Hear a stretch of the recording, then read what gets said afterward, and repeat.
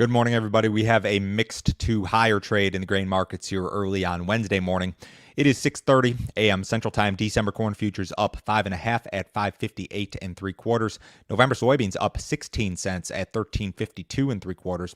September Chicago wheat down 5 at 7.22. September Kansas City wheat down 1 3/4 at 7.12.5. September spring wheat is up a quarter cent at 9.15 3/4. If you guys are listening on the podcast, as always, appreciate it. Guys, check out some of those podcast apps again, other than Apple. Apple has been extremely slow to post these episodes. They're posted almost immediately right after I do this broadcast here in the morning on just about every other app except for Apple. So if you're getting this stuff really late, check out a different podcast app. If you're watching on YouTube, make sure you subscribe to the channel.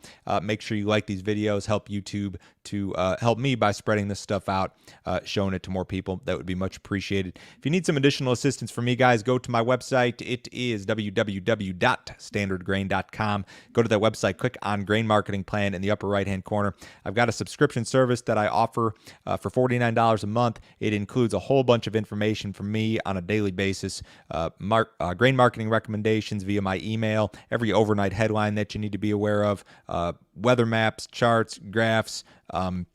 There's subscriber-only videos, and in these videos, I really get into detail in regard to marketing strategies, all sorts of stuff from cash sales to capture and carry. I did one yesterday regarding carry in the new crop soybean market, which is kind of a new thing that we haven't seen in recent weeks and months. So if you're looking for some more detailed info, certainly check that out.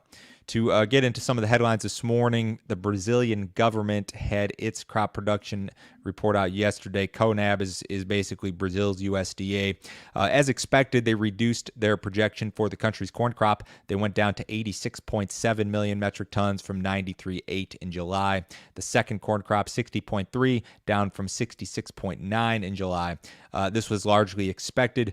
Most of the private estimates have been in the mid-80s in regard to the corn crop in total. It was really only a matter of time, in my opinion, until the Brazilian government revised that estimate lower. You can look for the USDA to do something very similar tomorrow morning in its report. The Brazilian corn crop, of course, they dealt with drought throughout the season and then had a late season frost. So really a disaster of a crop down there.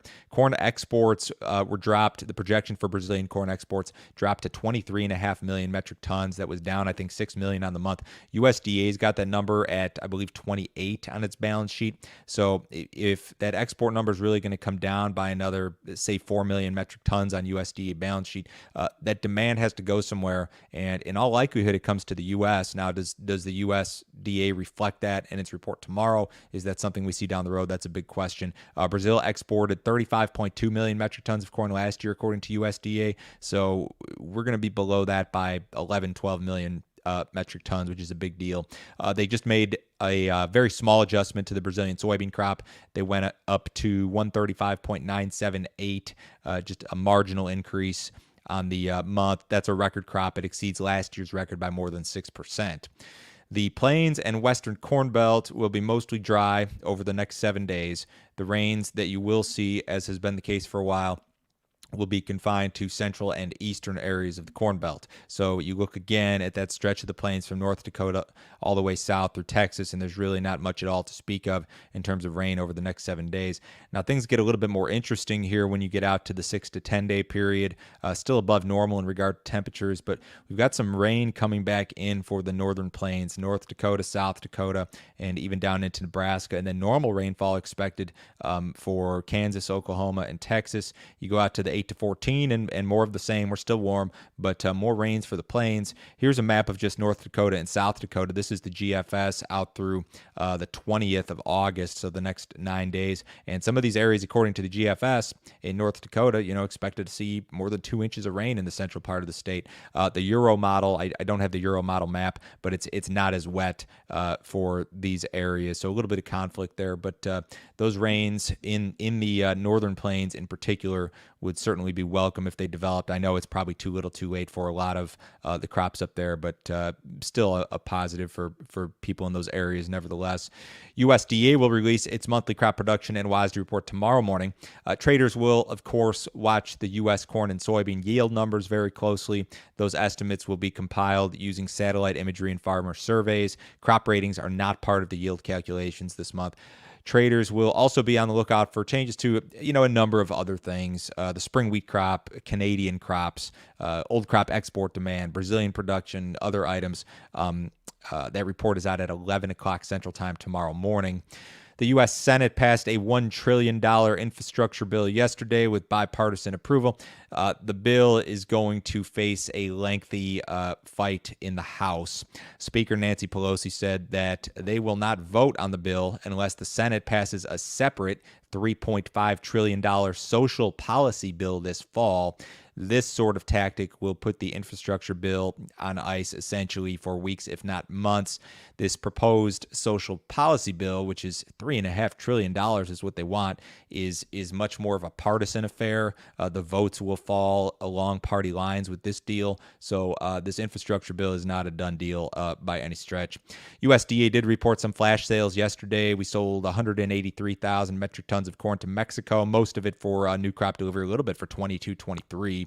U.S. exporters also sold 130,000 metric tons of new crop soybeans to China, and I think it was 132, in addition to another 130,000 to an unknown destination.